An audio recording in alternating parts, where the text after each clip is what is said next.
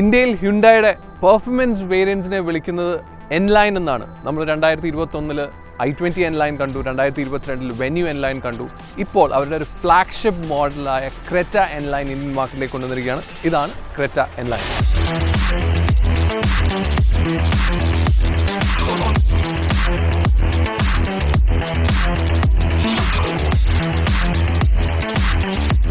രണ്ടായിരത്തി 2015 ആദ്യമായി ക്രെറ്റ എന്ന് പറയുന്ന വാഹനം ഹ്യുണ്ടയുടെ ലൈനപ്പിൽ എത്തിയത്. അന്നു മുതൽ ഇന്ത്യയിൽ ഈ ഒരു സെഗ്മെൻറ്റിൽ തന്നെ വളരെ ഇമ്പോർട്ടൻ്റ് ആയിട്ടുള്ളൊരു മോഡലായിട്ട് മാറി ക്രെറ്റ. എന്താണെങ്കിലും അതിൻ്റെ ഒരു ഫൺ ഫാക്ടറുള്ള അല്ലെങ്കിൽ ഒരു പെർഫോമൻസ് ഓറിയൻറ്റഡ് ആയിട്ടുള്ള ഒരു ക്രെറ്റ ഇന്ത്യൻ മാർക്കറ്റിൽ ഇമ്പോർട്ടൻ്റ് ആണ്.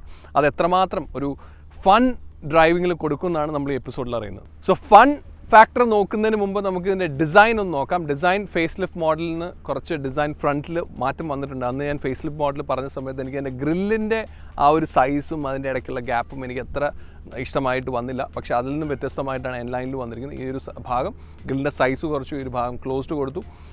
ഗ്രില്ലിൻ്റെ സൈസ് കുറച്ചതോടുകൂടി ആ ഒരു എനിക്ക് ഇഷ്ടപ്പെടാതെ വന്ന ആ ഒരു ഫാക്ടർ അങ്ങ് മാറി. അതുപോലെ തന്നെ എൻലൈൻ്റെ ബാഡ്ജിങ് കൊടുത്തു, DRLs end to end നൽകിയിട്ടുണ്ട്. ബമ്പറിൻ്റെ ഡിസൈൻ കംപ്ലീറ്റ്ലി വ്യത്യാസം വന്നിട്ടുണ്ട്, ഒരു എൻലൈൻ ഡിസൈൻ വന്നിട്ടുണ്ട്. അതുപോലെ ഈ ഒരു സൈഡിൽ ഒരു റെഡ് ആക്സൻസും ഇപ്പോൾ നൽകിയിട്ടുണ്ട്. സോ ഇതൊക്കെയാണ് ഫ്രണ്ടിൽ നിന്ന് എൻലൈനിലേക്ക് വന്നപ്പോൾ ഉള്ള വ്യത്യാസങ്ങൾ നോർമൽ ഫേസ് ലിഫ്റ്റ് മോഡൽ നോക്കുമ്പോൾ.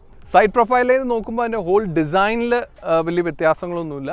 ആ ഒരു സ്റ്റൈലിങ്ങും കാര്യങ്ങളെല്ലാം നമ്മൾ ഫേസ് ലിഫ്റ്റിൽ കണ്ടാണ്. എന്നാൽ ആ ഒരു ചെറിയ എൻലൈൻ എന്നുള്ള ബാഡ്ജിങ് വന്നിട്ടുണ്ട്. അതിൽ വീലിൻ്റെ ആ ഒരു സൈസ് 18 ഇഞ്ച് വീൽസാണ് വരുന്നത്. അതിൽ വരുന്ന കാലിപ്പർ ഒരു റെഡ് കളർ കാലിപ്പർ, ഒരു സ്പോട്ടിയ വേർഷന് വേണ്ടി റെഡ് കളർ കാലിപ്പർ കൊടുത്തിട്ടുണ്ട്. സോ ഹോൾ എൻലൈൻ അല്ലെങ്കിൽ ഈ ഒരു വാഹനത്തിൽ റെഡ് ഇൻസേർട്സ് നല്ല രീതിയിൽ കൊടുത്തിട്ടുണ്ട്. ഇപ്പോൾ ഇവിടെ താഴെയാണെങ്കിലും ഈ ഒരു റെഡ് ഇൻസേർട്സ് നമുക്ക് കാണാം. അതുപോലെ തന്നെ ഡ്യുവൽ കളറാണ് കൊടുത്തിരിക്കുന്നത്. മുകളിൽ കംപ്ലീറ്റ് ബ്ലാക്ക് വന്നിട്ടുണ്ട്. അതുപോലെ ഈ ഒരു സീ പില്ലർ ആണെങ്കിലും ഫുള്ളി ബ്ലാക്ക് ചെയ്ത് നൽകിയിട്ടുണ്ട്. സോ ഇതൊക്കെയാണ് എൻ്റെ സൈഡ് പ്രൊഫൈലിൽ വന്നിരിക്കുന്ന വ്യത്യാസം. നോർമൽ ഫേസ് ലിഫ്റ്റ് മോഡലിന് അല്ലെങ്കിൽ ക്രെറ്റയിൽ നിന്ന് നോക്കുകയാണെങ്കിൽ എൻലൈനിലേക്ക് വന്നപ്പോൾ ഡിസൈനിൽ വ്യത്യാസങ്ങളൊന്നും തന്നെ ഇല്ല.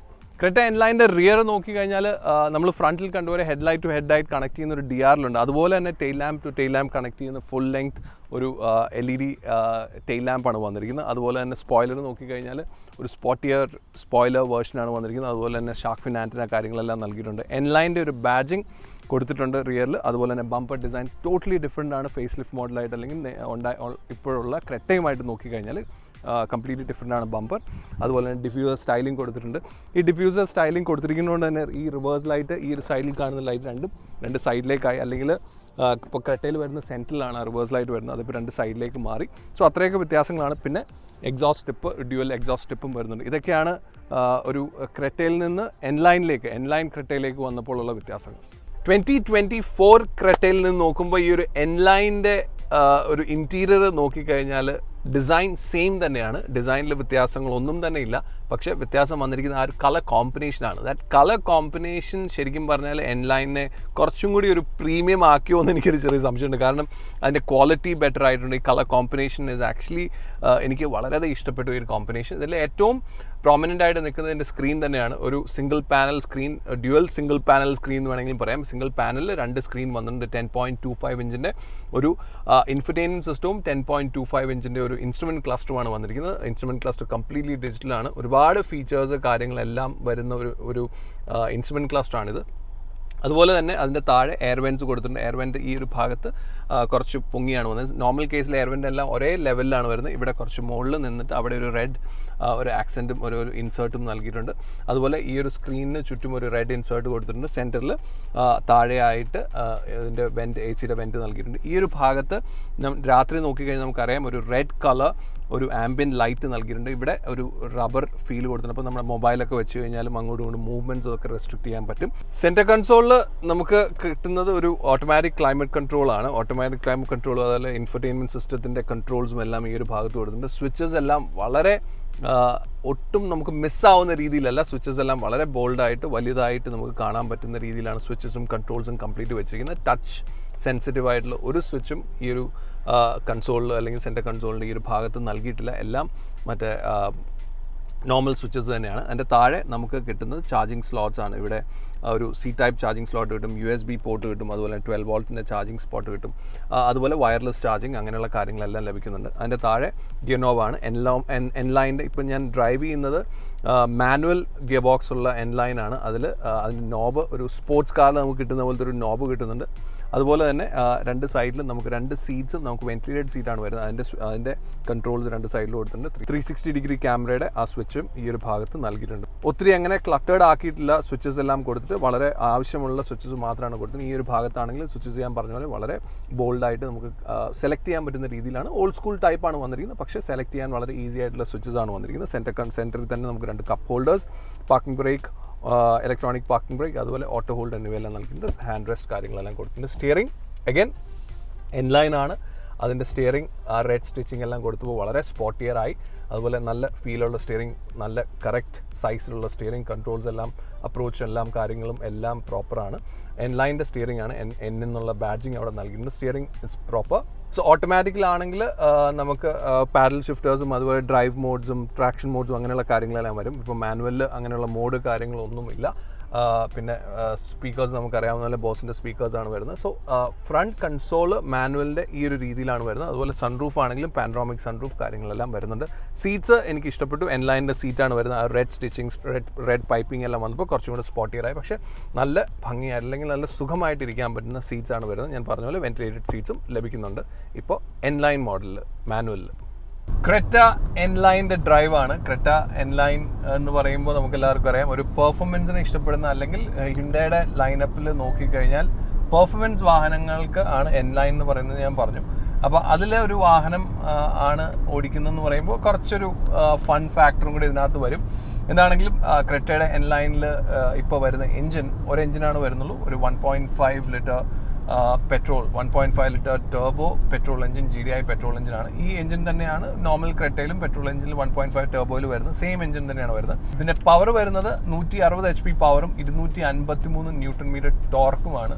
Beautiful torque. ലോ എൻഡ് തൊട്ട് നമുക്ക് ടോർക്ക് കിട്ടുന്നുണ്ട്. സോ ആ ടോർക്ക് കിട്ടുന്നതിൻ്റെ ഒരു ഗുണം ഇതിൻ്റെ കംപ്ലീറ്റ് ഡ്രൈവിൻ്റെ സമയത്ത് നമുക്ക് ഫീൽ ചെയ്യുന്നുണ്ട്. അതിൽ വരുന്ന ഗിയർ ബോക്സ് 2 ഗിയർ ബോക്സിലാണ് ഇപ്പോൾ വരുന്നത്. ഓട്ടോമാറ്റിക്കലി ഒരു 7 സ്പീഡ് ഗിയർ DCT ഗിയർ ബോക്സും അതുപോലെ തന്നെ മാനുവലിൽ ഒരു 6 സ്പീഡ് മാനുവലാണ് കിട്ടുന്നത്. ഞാൻ ചോദിച്ച് മാനുവൽ എടുത്തതാണ്. കാരണം ഇതിലൊരു എൻതൂസിയാസിൻ്റെ ഒരു സെൽഫിഷ്നെസ് അതിനകത്ത് വന്നു. അതുകൊണ്ട് തന്നെ ഞാൻ മാനുവൽ ഒന്ന് ട്രൈ ചെയ്യാമെന്ന് വിചാരിച്ചു. മാനുവൽ ഈ ഒരു എൻലൈനിൽ തന്നെ മാനുവൽ ഒരു SUVയിലേക്ക് വരുമ്പോൾ മാനുവൽ അധികം വാഹനങ്ങൾക്കില്ല. അതുകൊണ്ട് തന്നെ ഞാനൊരു മാനുവൽ ആദ്യമേ തന്നെ എടുത്തു. മാനുവലിൻ്റെ ആ ഒരു ഗിയർ നോബും എല്ലാം ഭയങ്കര ഒരു റാലി സെറ്റപ്പിൽ അല്ലെങ്കിൽ ഒരു സ്പോർട്സ് കാർ പെർഫോമൻസ് കാറിൻ്റെ സെറ്റപ്പിലാണ് വന്നത്. സോ മാനുവലാണ് ഞാനിപ്പോൾ ഓടിക്കുന്നത്. മാനുവൽ ഞാൻ പറഞ്ഞ പോലെ 6 സ്പീഡ് മാനുവൽ ഗിയർ ബോക്സ് ആണ് ഇപ്പോൾ ഈ ക്രെറ്റ എൻലൈനിൽ വരുന്നത്. ഞാൻ മാനുവലിൻ്റെ കാര്യമായിരിക്കും കൂടുതൽ സംസാരിക്കുന്നത്. മാനുവൽ ഞാൻ പറഞ്ഞ പോലെ ഒരു ലോ എൻഡ് തൊട്ട് നല്ല ടോർക്ക്, നമ്മൾ ഫസ്റ്റ് ഗിയറിലിട്ട് വാഹനം എടുക്കുന്ന സമയം തൊട്ട് ആ 253 ന്യൂട്ടൺ മീറ്റർ ടോർക്കിൻ്റെ ആ ഫീല് നമുക്ക് കംപ്ലീറ്റ് നമുക്ക് ഫീൽ ചെയ്യും. 6000 RPM വരെ ഒരു കോൺസ്റ്റൻ്റ് ആയിട്ടുള്ള ഒരു RPM ഒരു ഗ്രോത്ത് നമുക്ക് കാണാൻ പറ്റും. 6000 RPM ശരിക്കും പറഞ്ഞാൽ കട്ടാണ് വരുന്നത്. സോ 6000 RPM വരെ the turbo kicks in normally അല്ലെങ്കിൽ ടർബോയുടെ ആ ഒരു ഫീലും എല്ലാം കിട്ടുന്നുണ്ട്. സോ 6000 RPM വരെ രസമാണ് ഓടിക്കാനായിട്ട്. ആൻഡ് സ്പീഡാണെങ്കിലും പ്രോപ്പറായിട്ട് ക്ലൈംബ് അപ്പ് ചെയ്യും. സോ അതാണ് ഈ ഒരു മാനുവലിൻ്റെ ഗിയർ ബോക്സിൻ്റെ ഒരു ഗുണം. So manual gear box actually ഒരു ഹൈവേയിലും അതുപോലെ തന്നെ ടൗണിലും എല്ലാം ഒരു ഫൺ ഡ്രൈവ് ഇഷ്ടപ്പെടുന്ന ആളുകൾക്ക് ഒരു പക്ഷേ ഇത് ഇഷ്ടപ്പെടും. പക്ഷേ ഇതിൽ എൻജിനിൽ വേറെ വ്യത്യാസങ്ങളൊന്നുമില്ല. പക്ഷേ എന്നാൽ സസ്പെൻഷനിൽ ചെറിയൊരു വ്യത്യാസമുണ്ടെന്നാണ് ഹ്യുണ്ടായി പറയുന്നത്. ചെറിയൊരു സ്റ്റിഫ്നെസ് ഫീൽ ചെയ്യുന്നുണ്ട്. പക്ഷേ എനിക്ക് കാര്യമായിട്ടൊന്നും ഫീൽ ചെയ്യുന്നില്ല. അതുപോലെ തന്നെയാണ് സ്റ്റിയറിങ്ങിൻ്റെ കാര്യം. സ്റ്റിയറിങ്ങിന് കുറച്ചും കൂടി ഒരു ടൈറ്റ്നെസ് കൊടുത്തിട്ടുണ്ട് എന്നുള്ളതാണ് ഹ്യുണ്ടായി പറയുന്നത്. നോർമൽ ക്രെറ്റയിലെ സ്റ്റിയറിംഗ് വളരെ ലൈറ്റ് സ്റ്റിയറിംഗ് ആണ്. അതിൽ നിന്ന് നോക്കുമ്പോൾ ഒരല്പം ഒരു ഹാർഡ് ഫീല് വരുന്നുണ്ടെന്നുള്ളതല്ലാതെ ഇതും ഒരു സോഫ്റ്റ് സൈഡിൽ തന്നെയാണ് വരുന്നത്. കുറച്ചും കൂടി സ്റ്റിഫർ ആയിരുന്നെങ്കിൽ കുറച്ചും കൂടി ഒരു ടൈറ്റ് സ്റ്റിയറിംഗ് ആയിരുന്നെങ്കിൽ എന്ന് എനിക്ക് ഈ ഒരു ഹൈവേ ഡ്രൈവിൽ എനിക്ക് ഫീൽ ചെയ്യുന്നുണ്ട്. പക്ഷേ നോർമൽ ക്രെറ്റയിൽ നിന്നും കുറച്ച് ടൈറ്റ്നെസ് കൂടിയിട്ടുണ്ട്. സ്റ്റിയറിംഗ് ടൈറ്റ് ആവുന്നതോറും നമുക്ക് കുറച്ചുകൂടെ കോൺഫിഡൻസ് ഫീൽ ചെയ്യും. അതാണ് അതിൻ്റെ കാര്യം. അതുപോലെ സസ്പെൻഷൻ സ്റ്റിഫർ ആവുന്നതോറും പ്രോപ്പർ ടേൺസും അങ്ങനെയുള്ള കാര്യങ്ങളും സ്റ്റേബിൾ ആണെന്ന് നമുക്കൊരു ഫീൽ വരും. അങ്ങനെയുള്ള കാര്യങ്ങളെല്ലാം ഉണ്ട്. പക്ഷേ ഇത് അത്രയും ഒരു സ്റ്റിഫ്നെസ്സിലേക്കോ ടൈറ്റിലേക്കോ പോയിട്ടില്ല സസ്പെൻഷനും സ്റ്റിയറിങ്ങും. ഒരു പെർഫോമൻസ് വേരിയൻ്റ് ആണ് ഈ എൻലൈൻ വാഹനങ്ങൾ ആയതുകൊണ്ട് തന്നെ പെർഫോമൻസ് ഇമ്പോർട്ടൻ്റ് ആണ്. 0 to 100 എത്താൻ എടുക്കുന്ന ടൈം, ഇപ്പം ഈ വാഹനത്തിൽ 0 to 100 എത്താൻ എടുക്കുന്ന ടൈം ഹ്യുണ്ടായി പറയുന്ന 8.9 സെക്കൻഡ്സ് ആണ്. യെസ്, 9 സെക്കൻഡ്സിലൊക്കെ നമുക്ക് ഏകദേശം 0 to 100 എത്താൻ പറ്റും. ഞാൻ പറഞ്ഞ പോലെ ആ ഒരു ലോ എൻഡ് ടോർക്കും അതുപോലെ 6000 RPM വരെയൊക്കെ കോൺസ്റ്റന്റ് ആയിട്ട് ടർബോ കിക്കിങ് ചെയ്യുന്ന ആ ഒരു ഫീലും എല്ലാം ഉള്ളതുകൊണ്ട് ഒരു കോമ്പിനേഷൻ ആ ഒരു 0 to 100 പെർഫോമൻസിനെ ഒത്തിരി ഹെൽപ്പ് ചെയ്യുന്നുണ്ട്. അതുപോലെ ടോപ്പ് സ്പീഡ് ആണെങ്കിലും ഒരു 190 വരെയൊക്കെ ടോപ്പ് സ്പീഡ് കയറുന്നുണ്ട്. ഞങ്ങളിപ്പോൾ ഡൽഹി ബോംബെ എക്സ്പ്രസ് ഹൈവേയിൽ ഓടിച്ച സമയത്ത് ഒരു 190 വരെയൊക്കെ ക്രൂസിങ്ങിൽ നമുക്ക് കിട്ടുന്നുണ്ട്. സോ അങ്ങനെയുള്ള കാര്യങ്ങളെല്ലാം റെസ്പോൺസീവ് ആണ്. കുറച്ചും കൂടെ ആ ഒരു ലീനിയർ പവർ നമുക്ക് ഫീൽ ചെയ്യുന്നുണ്ട്. ആ ഒരു ക്ലൈംബ് ആണെങ്കിലും വളരെ ലീനിയർ ആയിട്ട് നമുക്ക് കിട്ടുന്നുണ്ട്. So all those things are fine except ആ ഒരു സസ്പെൻഷൻ ഒരു പ്രോപ്പർ സ്പോർട്സ് കാർ ഫീൽ അല്ല വരുന്നത്. ഇതൊരു സ്പോർട്സ് കാർ അല്ലെങ്കിൽ ഒരു സ്പോർട്ടിയർ വേർഷൻ ഓഫ് ക്രെറ്റ എന്നേ ഞാൻ പറയുള്ളൂ എന്നുള്ളതാണ് അതിൻ്റെ ഒരു റിയൽ പിക്ചർ. ഒരു നോർമൽ ക്രെറ്റയെക്കാളും ക്രെറ്റ എൻലൈൻ കുറച്ചും കൂടി ഒരു ഫൺ ഫാക്ടർ ഉണ്ട് ഡ്രൈവിങ്ങിൽ, അല്ലെങ്കിൽ എൻത്യൂസിയാസ്റ്റിന് ഇഷ്ടപ്പെടും, കളർ കോമ്പിനേഷനൊക്കെ നല്ലതാണെന്നൊക്കെ പറഞ്ഞെങ്കിൽ പോലും ഇതിൻ്റെ പ്രൈസ് നമ്മൾ പറഞ്ഞില്ല. ഇതിൻ്റെ പ്രൈസ് ഒരു ഇൻട്രൊഡക്ടറി പ്രൈസ് ആയിട്ടാണ് ഇപ്പോൾ ഹ്യുണ്ടായി ഇത് അനൗൺസ് ചെയ്തിരിക്കുന്നത്. സ്റ്റാർട്ടിങ് തൊട്ട് പ്രൈസ് വരുന്നത് 16.82 lakhs ആണ് എക്സ് ഷോറൂം പ്രൈസ് ഈ വാഹനത്തിന് വരുന്നത്. സോ 16,82,000 രൂപയാണ് എക്സ് ഷോറൂം പ്രൈസ് ക്രെറ്റ എൻലൈൻ്റെ സ്റ്റാർട്ടിംഗ് വേരിയൻറ്റിൻ്റെ പ്രൈസ് വരുന്നത്. സോ ഐ തിങ്ക് ഞാൻ ഈ പറഞ്ഞ കാര്യങ്ങളെല്ലാം വെച്ച് നോക്കിക്കഴിഞ്ഞാൽ ഈ ഒരു പ്രൈസ് ഒരു ഇൻട്രൊഡക്ടറി പ്രൈസ് ആയിട്ടാണെങ്കിൽ പോലും നല്ലൊരു പ്രൈസ് ആണെന്ന് എനിക്ക് തോന്നുന്നു. ഇനിയൊരു ചോദ്യം, നോർമൽ ക്രെറ്റ 1.5 ടർബോ വാങ്ങിക്കണോ, ക്രെറ്റ എൻലൈൻ വാങ്ങിക്കണോ, അല്ലെങ്കിൽ ഏത് തരം ആളുകൾക്കാണ് ക്രെറ്റ എൻലൈൻ ഉചിതമാകുക എന്നുള്ളൊരു ചോദ്യം, അല്ലെങ്കിൽ ആർക്കായിരിക്കും ഇഷ്ടപ്പെടുക എന്നുള്ളൊരു ചോദ്യമുണ്ട്. ഇതിലിപ്പോൾ മാനുവലും ഓട്ടോമാറ്റിക്കും വരുന്നുണ്ട്. അതുകൊണ്ട് ആ ഒരു പ്രശ്നമൊന്നുമില്ല. ഓട്ടോമാറ്റിക് വേണ്ടവർക്കോ അല്ലെങ്കിൽ മാനുവൽക്ക് വേണ്ടവർക്കോ ഒക്കെ ഇത് ഓപ്റ്റ് ചെയ്യാം. പക്ഷേ ഞാൻ എൻ്റെ ഒരു പെർസ്പെക്റ്റീവിൽ നോക്കുമ്പോൾ ഞാൻ ഇപ്പോൾ നോർമൽ ക്രെറ്റയും ഇതുമായിട്ട് നോക്കുകയാണെങ്കിൽ ഞാൻ ഒരു പക്ഷേ ഇത് ഓപ്റ്റ് ചെയ്യും. കാരണം എനിക്ക് നോർമൽ ക്രെറ്റ കുറച്ചൊരു അതിൻ്റെ ഒരു കളർ കോമ്പിനേഷൻസ് അങ്ങനെയെല്ലാം വരുമ്പോൾ കുറച്ചൊരു ബോറിംഗ് ആയിട്ട് തോന്നും. ഇത് കുറച്ചും കൂടി എൻത്യൂസിയാസ്റ്റിനെ ഇഷ്ടപ്പെടുന്ന രീതിയിൽ മാനുവൽ ആണെങ്കിലും കുറച്ചും കൂടി റെസ്പോൺസീവ് ആണ്, ടോർക്ക് ആണെങ്കിലും നല്ല രീതിയിൽ ടോർക്ക് ഉണ്ട്. സോ ഒരു ഫൺ ഫാക്ടർ എനിക്ക് ഇതിനകത്ത് ഫീൽ ചെയ്യുന്നുണ്ട്. അതുപോലെ ഇൻറ്റീരിയറിൻ്റെ ആ ഒരു കളർ കോമ്പിനേഷൻ, ആ ഒരു കളർ കോമ്പിനേഷൻസ് എല്ലാം എനിക്ക് ഇഷ്ടമാണ്. സോ കുറച്ചും കൂടി ഒരു എനർജറ്റിക് ആയിട്ടുള്ള ആളുകൾക്ക് ഒരു പക്ഷേ എൻലൈൻ ആയിരിക്കും ഒരു പെർഫെക്റ്റ് ചോയ്സ് എന്ന് എനിക്ക് തോന്നുന്നു when you compare with normal Creta. So N line ഒരു സ്പോർട്ടിയർ അല്ലെങ്കിൽ ഒരു പെർഫോമൻസ് വേരിയന്റ് ആണ് ഹ്യുണ്ടായുടെ എന്നുള്ളത് കൊണ്ട് തന്നെ കുറച്ചും കൂടി ഒരു ഫൺ അല്ലെങ്കിൽ കുറച്ചും കൂടി ഒരു യങ്ങർ ജനറേഷൻ ഒരു പക്ഷേ ഇഷ്ടപ്പെടാൻ സാധ്യത ഈ ഒരു എൻലൈൻ ക്രെറ്റ തന്നെ ആയിരിക്കും എന്ന് എനിക്ക്